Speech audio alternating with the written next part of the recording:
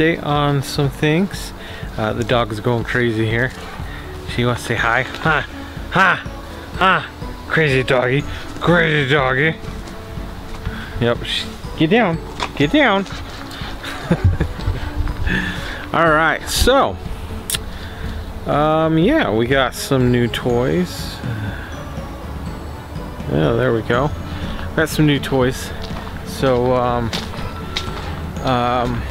yeah, I got a nifty little stand selfie stick thingy for my nice camera. I also got a fluffy mic cover, so hopefully that'll cut down on some of the background noise and whatnot. Suggestion by a couple of people on our videos was, one of them was to get a mic, and one of the mics that has the wind blocker thing on it. So that's what I did. Invest a little bit of money or getting some new equipment that we're going to be using.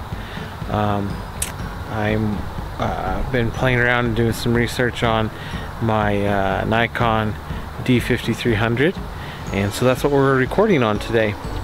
So hopefully we have some better quality videos and stuff coming up. But yeah, we're just gonna do a quick little update on everything, and then towards the end we'll go through some stuff. So anyway, so we've got chickens. Betsy girl here. There she is. So she's back in her own little little cage here, because she plucked out the feathers of one of our other chickens. So yeah, that wasn't a very good thing. So once we can pick up the other chickens, which we'll probably do not next week, because we're going to be going on another adventure, which I will go through here shortly. But the week after that, we'll go pick up the other chickens. And once those chickens start producing eggs, Betsy's actually going to become dinner at some point. So yeah, let's come here in the garden. So, alright, here we go. You guys ready? Alright, so we have some new baby bunnies there. We got some new baby bunnies. And we've got, this is Caramel. This is from the bunnies that the litter that I just processed this last weekend. We kept Caramel, and she is going to be our other a doe. So right now we've got her in this hutch, and we moved the other mama and her babies into the other hutch. The other hutch right over there. So we're gonna head that way now. So as you guys remember, this bad boy here was in the grass over here. So like I had mentioned, I decided to put some legs on this bad boy and get it up off the ground. And look how big the babies are. They're so stinking cute. They got little dark noses and ears, and they're growing super quick. So these are the babies that, so this is oh, what is it? Not Snowball, Snowflake. So mama's over there. There's mama. That's Brecklin. This is Brecklin's baby, Snowflake. And so we took her over and bred her with our friends California, and these are the adorable babies we got. They have dark ears, dark noses, and some of them have dark tails. There's a gray one in here somewhere. Oh, right here, right here. She's white and gray, and I think that's the one we're gonna keep. Anyway, one of the females, there's two of them that are kind of grayish. Now we're gonna call her Dusty Rose. So, but yeah. There's one of our bucks. And so they're gonna be, we'll have this trio over here. Once her babies grow and everything, and we can separate her, we'll actually put that piece of wood down the middle, and we'll have two sides again. And so once the little Dusty Rose gets big enough to be separated, she's gonna go in one side, and then we're actually gonna bring Carmel over here and put her in the other side.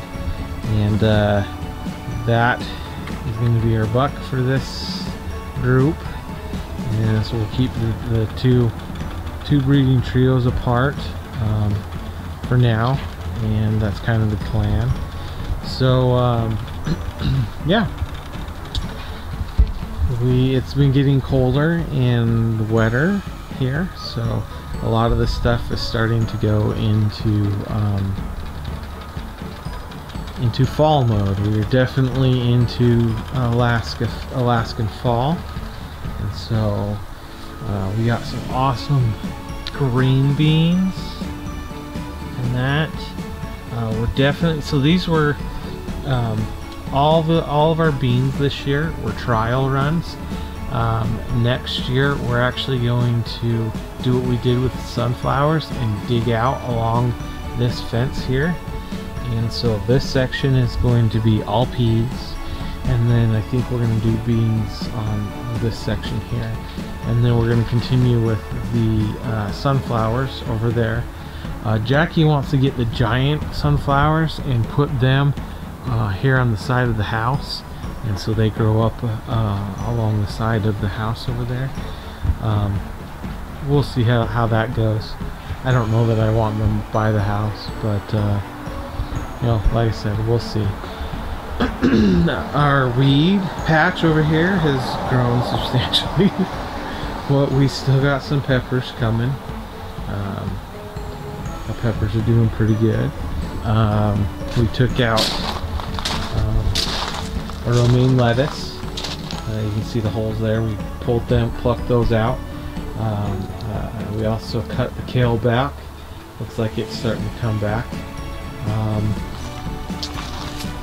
And I need to pull out the rest of this romaine lettuce. We haven't pulled it all out because we're still feeding the adult rabbits with the romaine lettuce. It actually tends to go bad. So with our romaine lettuce, it's really kind of weird. It tends to go bad pretty quick. And maybe it's just the type of romaine lettuce that we have. I don't think we're gonna replant this same lettuce this next year. I think we're gonna find something else to do. Our compost experiment has done phenomenal. I'm definitely gonna be keeping it up. I've been doing some studying on compost, and my goal is to try and figure out how to keep my compost, at least one of them, my big one, how to keep it warm through the winter, which is super difficult up here, and you need a really big compost pile to be able to do it. So I may not be able to do it here. One of these days though, if we end up getting some more land, I think I'm going to definitely give that a shot, because I would like to try and see if I can heat a greenhouse with it. That's something that I've researched, and I know it's possible. I don't know if it's possible up here with the sub-zero temperatures that we reach, but I would like to try. So I've been experimenting with the compost. I'm able to keep my compost at a minimum of 130 degrees within the core on my large one. The other ones, not so much. They're just not big enough, but they are breaking down pretty quick. Let's talk about things to come. Well, behind me I have 2 piles of pallets. We will be using those here shortly. The main goal with the pallets is to